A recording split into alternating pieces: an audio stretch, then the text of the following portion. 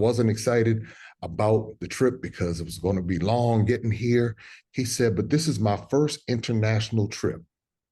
I said, wow, just at 74, his first international trip. He said, but I'm so glad I did it because I'm able to see the similarities in the cultures, and I'm able to see how we move and how we flow. So when you do or create these types of opportunities for people, they take it back home and then they process it how they need to process it.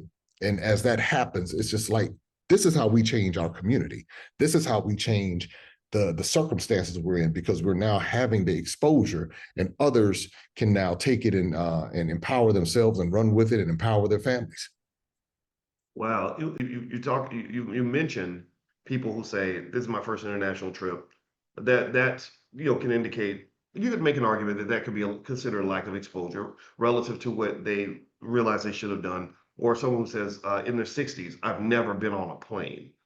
That makes me wonder if sometimes we are trained out of that fear to limit ourselves just for our own safety. Like Oh, don't go out across that street. Don't go downtown. There's too, you know what I mean? What do you think about that? oh, you're 100% correct. I had no interest in traveling. I was like, why am I going to travel? I have everything I need in the U.S.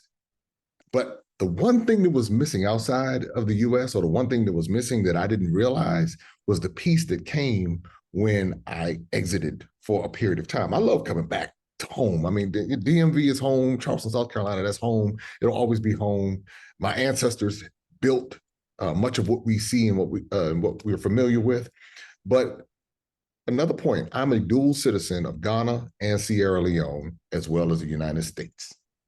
And so what I would have never even thought that as being possible.